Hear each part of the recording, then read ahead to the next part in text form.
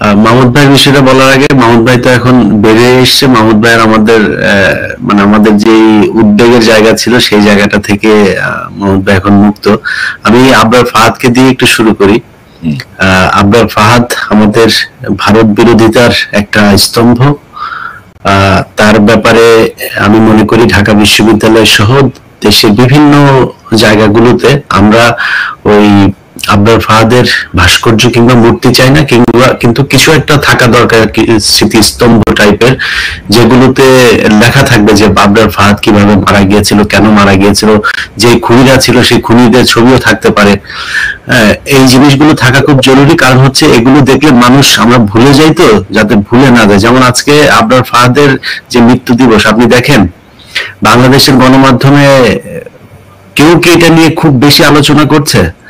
যে কারণেই আমি মনে করি যে মাহমুদ ভাইয়ের আমার দেশ পত্রিকাটা খুব দ্রুত চালু হওয়া উচিত, এবং এটার অনলাইন ভার্সন থেকে শুরু করে এটা যদি টেলিভিশন চ্যানেল টাইপেরও কিছু করা যায় সেটার দিকেও আমি মনে করি যে মাহমুদ ভাই সেটা করতে আমার মনে হয় না খুব বেশি একটা সমস্যা হবে। তো এই আবরার ফাহাদের এগুলো আপনারা বিভিন্ন জেলা থেকে শুরু করে সব জায়গায় এগুলো অনেক জায়গায় দেখছি যে শেখ হাসিনার মূর্তি টুর্তি ভাঙা হচ্ছে, শেখ মুজিবের মূর্তি টুর্তি ভাঙা হচ্ছে। ভাঙার দরকার নেই, শেখ হাসিনা স্টেডিয়াম, ওটার বাম পাশে খালি লিখে দেন যে খুনি হাসিনা স্টেডিয়াম থাকুক না। ওইভাবেই মানুষ সারা জীবন চিনুক যেটা খুনি হাসিনা, এটা চিন্তা হবে, কারণ মানুষ তো ভুলে যাবে যে ও যে খুনি ছিল। আমরা আজকে যে আলোচনা, সেই আলোচনাটার মূল বিষয় আমি মনে করি যে বাংলাদেশে যে সাংবাদিকরা আছে এই আলোচনাগুলো তাদেরই করা উচিত ছিল, কিন্তু সেখান থেকে সে আলোচনাগুলো না আসার কারণে আমাদের আলোচনাগুলো করতে হয়। আমি বিশ্বাস করি যে এখনো পর্যন্ত আওয়ামী লীগের যে দালালরা গণমাধ্যমে আছেন, এই ঘাপটি মেরে বসে থাকার কারণেই আজও পর্যন্ত এই যে চারিদিকে যত ধরনের লুটপাট, শেখ হাসিনার আপনার ফোন রেকর্ড থেকে শুরু করে নানান ধরনের ষড়যন্ত্র, আমার কাছে অনেক সাংবাদিকও বলছে ভাই আসলে কি হবে, আসলে কি শেখ হাসিনা আবার চলে আসবে কিনা। এই যে একটা খুব সূক্ষ্মভাবে মানুষের ভেতরে ভীতি তৈরি করা, এবং শেখ হাসিনা যে এতদিন কত ধরনের শয়তানি করে গেছে সেগুলো মানুষকে না জানানো, কোন দুর্নীতি শেখ হাসিনা নিয়ে এই যে মানুষ হত্যা, জঙ্গি নাটক সাজিয়ে মানুষকে মারা, কোন সংবাদ নেই গণমাধ্যমে। সো এই এদের কারণে হচ্ছে। অতএব আমাদের মূল ফোকাস হইতে হবে যে একজন গণমাধ্যমের কর্মী হিসাবে যে গণমাধ্যমে আওয়ামী লীগের যেই দালালরা ছিল সেই দালালদেরকে খুব দ্রুত সরাইতে হবে। সেইটা না সরানোর জন্য যা যা প্রয়োজন, মাহমুদ ভাই এখন এসছে, সো উনি আমাদের নেতা হিসাবে আমি মনে করি যে মানে পিনাকিদার ভাষায় খাটাল রানীর যে অভিনয়, এই ওরা অস্কার সহ যতই আন্তর্জাতিক পুরস্কার আছে ওরা সব দেওয়া উচিত।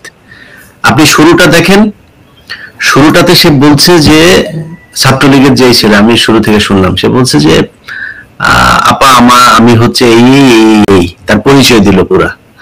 আচ্ছা, তারপরে সে বলল যে আমি অনেক আগে থেকে আপনার সাথে কথা বলবো মনে করছি, কথা বলা হয়নি। মানে দেশে থাকতে সে সুযোগ পায় নাই কথা বলতে, ইন্ডিয়াতে যাওয়ার পরে শেখ হাসিনার নাম্বার সে পেয়ে গিয়েছে। এটা পুরো জিনিসটা একটা সাজানো নাটক। অতএব তারপরে গিয়ে সে কথা বলছে যখন আপা আমরা এই করা দরকার, আরে সে যদি নিজে থেকে ফোন দিয়ে ই করে থাকে, শেখ হাসিনা তাকে এইভাবে বলবে না এসব পাকনামো বন্ধ করো, এগুলি এখন পাকনামো বললো। মানে তার সাথে তার সম্পর্কটা খুবই ভালো, মৃণাল কান্তির মতো খুব ভালো সম্পর্ক তার সাথে এই শেখ হাসিনা। যেই কারণেই সে যা মনে চায় তাই বলছে, শেখ হাসিনা ওইটাকে এনজয় করছে, ছাত্রলীগ নেতাও এনজয় করছে। আর সব শেষ যেটা, সেটা হচ্ছে যে বাংলাদেশের মানুষের না, ধরেন একটা বিশাল সমস্যা আছে ভাই, এটা না বলে পারছি না। আমি এই ছাত্র আন্দোলনে যারা জীবন দিয়েছে তাদের প্রতি সম্মান রেখে বলছে, এই মানুষের ভীষণ সাহস দেখেছি। একটা শ্রেণী আছে যে সুশীল শ্রেণী, এই সুশীল মার্কা আর হচ্ছে মধ্যবিত্ত কিছু একটা ইয়ে আছে, এবং আরেকটা হচ্ছে ওই যে ওই কি বলে, কি যেন একটা বলে যে ওই আমরা পলিটিক্স পছন্দ করি না, কি যেন একটা আই হ্যাট পলিটিক্স, এটা খুব ফ্যাশন করে তারা বলে। এখন এই শ্রেণীগুলো এরা মানে ভয়ের আগে এরা মারা যায়, মানে ভয় দেখানোর আগেই এরা মারা যায়। এদের শেখ হাসিনা এটা বলার পরে ভাই কি, আমি ভাই অন্তত 10 জনের কথাও শুনেছি এরকম, এবং খুব গুরুত্বপূর্ণ লোকজন, ভাই কি অবস্থা আসলে কি ইলিয়াস ভাই বলো তো একটু কি হয়েছে, কি ঘটনা? আরে ভাই কি হয়েছে? কারণ মাহমুদ ভাই, আমি ওনার ওই দিনের এইটা দেখেছি, আমি এখন আমার চোখে ভাসে কুষ্টিয়াতে যে ঘটনা, উনার শরীরে রক্ত, পুরো শরীর রক্ত। মাহমুদ ভাই মানে একা যেভাবে মানে ভাষণ দিচ্ছে, মানে এইটা হইতে হবে, মানে একজন মানুষের যদি মিনিমাম ন্যূনতম ঈমান থাকে, তার এই সাহসটুকু অন্তত মুসলমান হিসেবে তার থাকা উচিত। ভাই ছাত্ররা বাংলাদেশটা স্বাধীন করে দিয়েছে, এই দেশের মানুষ রক্ত দিয়েছে, এখনো এত ভয় পাইতে হবে? এই ফাঁকে আরেকটা কথা বলে রাখি, মাহমুদ ভাই 10 তারিখে কুষ্টিয়াতে যাচ্ছেন। কুষ্টিয়া 10টা থেকে 11টার দিকে তিনি কুষ্টিয়া কোর্টে থাকবেন। শেখ হাসিনার বিরুদ্ধে একটা মামলা করছেন মাহমুদ ভাই। সো আমি এরই মধ্যে চুয়াডাঙ্গা কুষ্টিয়াতে অনেককেই বলেছি, আমাদের অনুষ্ঠান আজকে যারা দেখবেন তাদেরকেও অনুরোধ করা থাকলো যে ওই দিন আপনারা আদালত প্রাঙ্গণে থাকবেন। মাহমুদ ভাইকে উনি যদিও আমাকে এটা বলেন নাই, তারপরেও আমি আপনাদেরকে বলছি যে ওনাকে সম্মান দেখানোর জন্য আপনারা সেখানে থাকবেন, ওনাকে রিসিভ করবেন। তো এখন ধরেন শেখ হাসিনা সেখানে বলল যে আমি 1 মাসের মধ্যেই করে দেব। আমার কথা একজন আবার আমার এই কথাটা বলছে, খুব বড় এক সাংবাদিক, বলছে ইলিয়াস উনি শুনছে, উনি যে বলছে যে 1 মাসের মধ্যে যে চলে আসবে, এবং উনি কিন্তু বলতেছে যে আমি যেটা বলি সেটা আমি করি, এটাতে নাকি সে খুব ভয় পাইছে। তো আমি তার ঠিক এইভাবেই বলছি, আমি বলছি ভাই শেখ হাসিনার জীবনে কোনোদিন যেটা বলে সেটা সে করে নাই। সে সেই 86-তে নির্বাচনে সে বলছে যে নির্বাচনে যাবে সে হলো জাতীয় বেঈমান। তারপরে আবার নির্বাচনে গেল, পরের দিন এরশাদের সাথে লং ড্রাইভে যায়। তারপরে মিনাল কান্তির সাথে কথা দিয়েছে, সেই কথা তিনি রাখেন নাই। ওয়াজেদ মিয়ার সাথে বিয়ে করেছেন, ওয়াজেদ মিয়ার সাথেও তিনি সেই কথা রাখেন না। কারণ ওয়াজেদ মিয়া দ্য গার্ডিয়ানে যে বক্তব্য, যে সাক্ষাৎকার দিয়েছেন, সেই সাক্ষাৎকার যদি আপনি পড়েন তাহলে দেখেন ওয়াজেদ মিয়া তার প্রতি কত পরিমাণে বিরক্ত ছিল। এবং শেষ বছরগুলোতে, বছর না শেষ যুগে, একটা শেষ শেখ মানে ওয়াজেদ মিয়া মারা যাওয়ার আগের একটা যুগ তাদের সাথে কোনো সম্পর্ক ছিল না। অতএব তার জীবনে কোনো কথাই সে রাখে নাই। সে মানুষের সাথে এই পালায় যাওয়ার 1 সপ্তাহ আগে বলল, আমি যেদিন আপনার 19 তারিখে যেদিন এই গণহত্যা ব্ল্যাক আউট করে যে গণহত্যাটা করলো, এই গণহত্যার সময় আমি যে কোনো একটা পত্রিকার খুব টপ লেভেলের একজন, তার সাথে রয়ের খুব ভালো সম্পর্ক, সেই ব্যক্তির পাশে একজন বসে এই কথাগুলো শুনেছে যে 19 তারিখের ওই সময়টাতে আমি যখন বলেছিলাম যে শেখ হাসিনা পালিয়ে চলে গিয়েছে আগরতলা, ওই সময় শেখ হাসিনা আসলে আগরতলাতে ছিল, এবং ইন্ডিয়া কিন্তু তখন থেকেই চাচ্ছিল যে শেখ হাসিনা যেন বাংলাদেশে না থাকে, তিনি যেন চলে যান। তিনি ঘাট টারামু করে তারপরে তিনি থাকতে চাচ্ছেন, যে না এখানে যত কিলিং প্রয়োজন আমি কিলিং করব, করে তারপরে থাকবো। শেষ পর্যন্ত তাকে যেতেই হয়েছে। কিন্তু আসার পরে আমি এক ভিডিওতে বললাম যে সে পালিয়ে গেছিল, এসেই সে ভিডিওতে বক্তব্য দিল শেখ হাসিনা পালায় না, হ্যাঁ আমরা পালাই না কোনোদিন। ঠিকই তার 10-15 দিন পরে তো আপনি ঠিকই পালাইলেন। সো হাসিনা যা বলে সেটাই করে। প্রিয় দর্শক শ্রোতা, ইতিমধ্যে বিদ্যুৎ জ্বালানির বিশেষ আইন বাতিল করা হয়েছে। প্রিয় দর্শক শ্রোতা, সেটি আপনারা শুনবেন। বাতিল অধ্যাদেশ অনুমোদন দিয়েছে ডক্টর মোহাম্মদ ইউনূস স্যার। বিদ্যুৎ ও জ্বালানির দ্রুত সরবরাহ বৃদ্ধি বিশেষ বিধান 2010 বাতিল করে অধ্যাদেশ জারির প্রস্তাব নীতিগত ও চূড়ান্ত অনুমোদন দিয়েছে উপদেষ্টা পরিষদ। বুধবার 20 নভেম্বর সচিবালয়ে উপদেষ্টা পরিষদের বৈঠকে এ অনুমোদন দেওয়া হয়। প্রধান উপদেষ্টা ডক্টর মোহাম্মদ ইউনূস বৈঠকে সভাপতিত্ব করেন। বৈঠক শেষে সচিবালয়ে প্রেস ব্রিফিংয়ে তথ্য জানান মন্ত্রী পরিষদ সচিব শেখ আব্দুর রশিদ। এ সমস্ত কথা বলেন। মন্ত্রী পরিষদ বিভাগ থেকে জানানো হয়েছে, বিদ্যুৎ ও জ্বালানির দ্রুত সরবরাহ বৃদ্ধি বিশেষ বিধান আইন 2010 এর ধারা 6 এর অধীন বিদ্যুৎ উৎপাদন চুক্তি সম্পাদন বিষয়ে জাতীয় ও আন্তর্জাতিকভাবে বাংলাদেশের বিদ্যুৎ খাতে ব্যাপক দুর্নীতি ও অব্যবস্থাপনা বিষয়ে জনমনে প্রবল বিরূপ ধারণা তৈরি করেছে। গত 14 নভেম্বর বিদ্যুৎ ও জ্বালানির দ্রুত সরবরাহ বৃদ্ধি বিশেষ বিধান আইন 2010 এর ধারা 6(2) ও ধারা 9 হাইকোর্ট বিভাগ অবৈধ ঘোষণা করেছে। এজন্য আইনটি বাতিল করা হচ্ছে। এ পরিপ্রেক্ষিতে পরবর্তী সময়ে সরকার প্রয়োজনীয় আইনি ব্যবস্থা নেবে বলেও জানিয়েছেন মন্ত্রিপরিষদ বিভাগ। সংশোধিত ল অফিসার্স অধ্যাদেশ অনুমোদন। বৈঠকে দ্য বাংলাদেশ অফিসার্স সংশোধন অধ্যাদেশ 2024-এর খসড়া অনুমোদন দেওয়া হয়েছে বলে জানিয়েছেন মন্ত্রিপরিষদ সচিব। অভিজ্ঞ, দক্ষ ও যোগ্য অতিরিক্ত attorney general, deputy attorney general নিয়োগের মাধ্যমে বিদ্যমান অ্যাটর্নি সার্ভিসকে শক্তিশালী করতে ও অধ্যাদেশ করা হচ্ছে বলে মন্ত্রিপরিষদ বিভাগ থেকে জানানো হয়।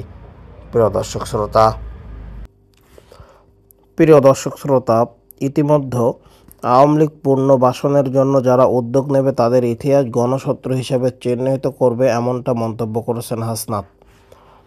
MT news 24 desk.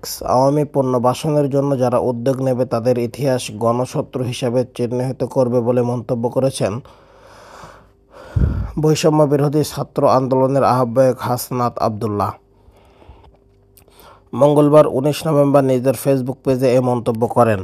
Hasnat Abdullah লিখেছেন, ছেলেদের রক্তের ওপর পা রেখে দিল্লিকে কেবলা বানিয়ে ক্ষমতার মসনদে যাওয়ার আকাঙ্ক্ষা, জনগণের মুক্তির নিয়তের সঙ্গে বিশ্বাসঘাতকতা, আওয়ামী পুনর্বাসনের জন্য যারা উদ্যোগ নেবে তাদের ইতিহাস গণশত্রু হিসেবে চিহ্নিত করবে। তিনি আরও লিখেছেন, জুলাই গণঅভ্যুত্থানের স্মৃতিকে যারা ধারণ করে তারা গণমানুষের আশা আকাঙ্ক্ষার প্রতিফলন ঘটাতে চায়।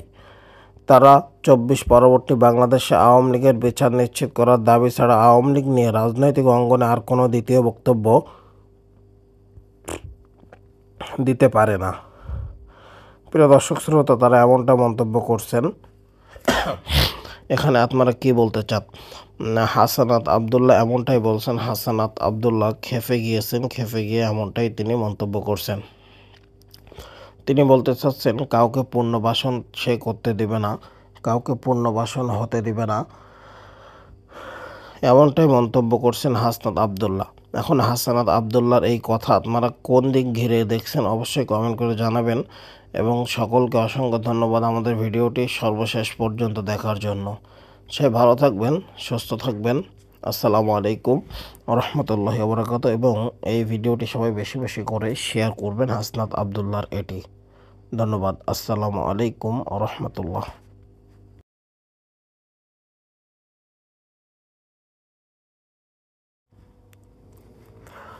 প্রিয় দর্শক শ্রোতা, ইতিমধ্যে মামলার জট খুলছে তারেক রহমানের, এমনটাই বলছেন নয়া দিগন্ত। আসলে কতটুকু সত্য আমরা এই বিষয়টি জানি না, চলুন দেখি কি বলছেন। 80 মামলার 30টি থেকে অব্যাহতি দেশে আসার সিদ্ধান্ত নেবেন যথাসময়ে তারেক রহমান। আওয়ামী লীগ সরকারের গত 15 বছরে 21 আগস্ট গ্রেনেড হামলা মামলায় যাবজ্জীবন কারাদণ্ড, জিয়া অরফানেজ ট্রাস্ট মামলায় 10 বছর সাজা, জ্ঞাত আয় বহির্ভূত সম্পদ অর্জন ও অর্থ পাচার মামলাসহ 5টি মামলায় বিএনপির ভারপ্রাপ্ত চেয়ারম্যান তারেক রহমানকে সাজা দেওয়া হয়। আওয়ামী লীগপন্থী আইনজীবীদের আবেদনে দেশের সব গণমাধ্যমে তার বক্তব্য প্রচার ও প্রকাশ নিষিদ্ধ করে হাইকোর্টের একটি ডিভিশন বেঞ্চ।